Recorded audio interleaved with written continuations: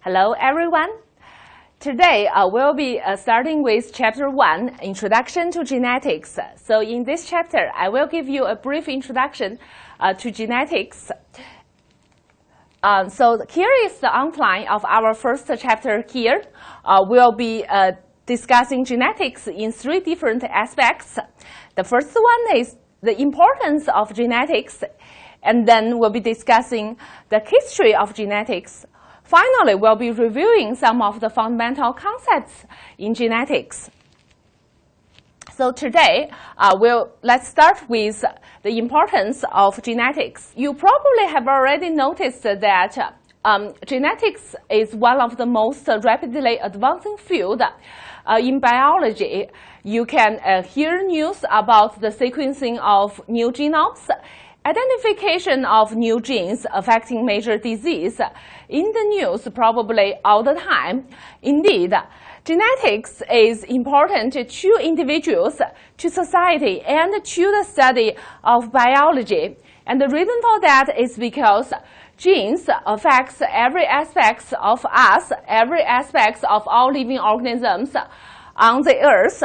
Your height, your hair color, your susceptibility to a disease, all of these traits are controlled by genes, and you can get answers to all of that in this course. So we'll be discussing this question from 4 different aspects. First, we will be discussing the division of genetics, and then we'll be discussing how genes influence our lives. I will give you a few examples for this, and then we'll be discussing the relationship between genetic diversity and evolution. And finally, we'll be discussing how genetics is being studied by utilizing those model organisms. First, divisions of genetics.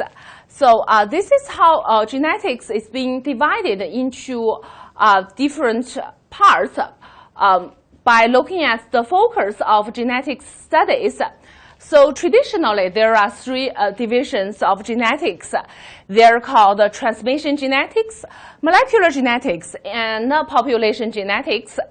So transmission genetics, in this part of the genetics, we discuss the basic principles of heredity. We focus on individual organism, and the focus of this part is that we want to be able to predict the outcome of a genetic cross. That is, we want to be able to predict what the offspring will look like by looking at a genetic cross, by looking at the genotype or even just the phenotype of the parents. So that is transmission genetics. And then you know that all of this genetic information is stored in a magic molecule called the DNA, which is the chemical basis of genetics. So in molecular basis, we focus on this magic molecule called the DNA. So in molecular genetics, we discuss how genetic information is encoded, replicated, and expressed. And finally, in population genetics, instead of looking at individual gene or individual organism, we look at the genetic composition of a whole population. So we look at the genetic composition of populations and how that composition changes over time. And you can see that how that composition changes over time is actually the process called evolution. One thing I want to remind you is that these 3 divisions of genetics, they are not separated areas. Instead, they are very much overlapped with each other. It's very hard to find a study that only uses techniques in transmission genetics or molecular genetics or population genetics. Oftentimes, we need to use integrative approaches that involves all 3 parts of it. There's no strict lines between these 3 divisions of genetics. Next, I want to show you a few examples of how genetics and the genes influence our life. The first example comes from agriculture. Actually, although as a science, genetics has a very short history, I think the starting point of genetic studies probably starts when Mendel has figured out the principles of heredity in 1865. However, humans have started to apply the principles of genetics far before that. Ancient people, when they started to domesticate crops and animals, they are actually already using genetics principles. So agriculture is fundamentally influenced by genetics. Actually, the entire history of agriculture represents the history of our understanding of genetics. And one dramatic example of this is the Green Revolution, which happens in the 1960s and the 1970s. During Green Revolution, the new varieties of rice and wheat, they are much shorter than the older varieties. Because they are much shorter, so they increase grain yield because they don't need to invest so much energy in the development of straw biomass, and also because they are shorter, so they are more resistant to damage by wind and rain. And this is a simple trait. You just get a plant that is shorter than its progenitor, but the consequence is pretty dramatic. It dramatically increases the crop yield worldwide, so dramatic that the leader of Green Revolution has been awarded the Nobel Peace Prize in 1970. Although these traits has been used since the 1960s and 1970s, scientists have only discovered the molecular basis of this trait until 1999. So in 1999, this paper published in Nature describes the molecular basis of the Green Revolution. Reduction of plant height is actually caused by mutations in genes that encode a protein that is responsible for plant's response to a plant hormone called gibberellin. Because of this mutation, these plants, they are much shorter than its wild relatives. Another example I want to show you is that genes, they also define our susceptibility to many different diseases. So many human diseases have genetic basis. Here is one example of that. So this disease is called dystrophic dysplasia. It causes curved bones. So as you can see here, these are X-ray film pictures of a healthy hand and a hand from a patient. And we can see that the patient hand is very much deformed. And the reason for that is because a mutation in this chromosome here. Scientists have discovered that the regions on the bottom part of chromosome 5 contains the genes that are responsible for this disease here. Another example comes from the pharmaceutical engineering, because we know that all the organisms, they share the same genetic code. That means if we have a gene from one species, we can have that same gene function in a different species. And that's the basis of genetic engineering of modern pharmaceutical industry. One example I want to show you is the drug that can be used to treat malaria. So this picture here shows the health crisis caused by malaria. So these are the regions that are affected by malaria. So you can see that mostly it's in the South America and also Africa. So those are the regions where they're mostly developing countries. So that means even if we have drugs against malaria, only when these drugs are cheap enough, these patients here can be able to obtain these drugs and obtain treatment. And every year, there are actually 3.3 billion people that are at risk of this disease.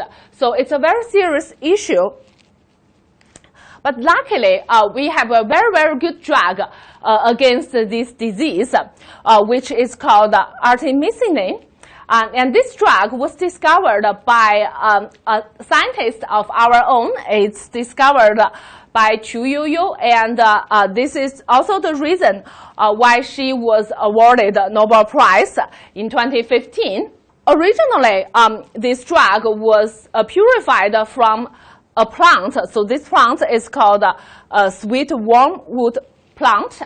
And when we need to purify this metabolite from this plant, we can only get little product from the plant. So that's not very efficient. It's also pretty expensive. So since the discovery of this drug, scientists have been trying to figure out ways to produce this drug in a more efficient and more economic way. And in 2013, this paper published in Nature, they have developed a genetically engineered yeast strain so that they can reconstruct the entire biosynthetic pathway of artemisinin in yeast. And yeast can grow by fermentation, which means that we only need very little space, and with very little money, we can grow a very large volume of yeast to make them produce this drug that we want. So what they find is that they find several genes that are required for the biosynthesis of this metabolite in the plant. And they also find several genes that are able to produce precursors of this drug in yeast. And with that knowledge, they reconstructed the entire biosynthetic pathway of this drug in the yeast with the function of both plant-derived genes and yeast-derived genes. So here, the green steps are the steps that are carried out by proteins that are produced by genes derived from the original plant. And the blue ones are the genes that are originated from the yeast. And the result was very dramatic if we compare the production of plant-derived artemisinin and yeast-derived artemisinin. So first, we only need several weeks instead of months to produce the drug, and the cost also were reduced very dramatically. Next, I want to discuss the relationship between genetic diversity and evolution. So you're all very familiar with this picture here. So this is the central dogma. We have learned this since high school biology. So basically, DNA stores genetic material, and when this genetic information needs to be expressed, it will first being transcribed to RNA and then translated to protein, which will carry molecular functions in the cell. The complete set of genetic instructions for any organism is called its genome. The very nice thing is that living organisms, they share similar genetic system. The genetic code, which is which DNAs are going to encode which amino acids. So genetic code is almost universal. So that's the reason why we can directly transfer these plant genes to yeast and to have them express in yeast. It's a very nice thing. And why is that? The reason for that lies in the process of evolution. So evolution tells us that all of the living organisms living on Earth right now, including us, humans and other vertebrates, and also invertebrates, worms, insects, spiders, and so on. All of these living organisms, they originated from the same ancestor, and that's the reason why we share the same genetic code. And the reason that we have so much diversity and so many different living species on the Earth right now is because the genetic variation, which comes from mutations, it is the foundation of evolutionary change, and evolutionary change is the basis of how living organisms acquired different forms on the Earth.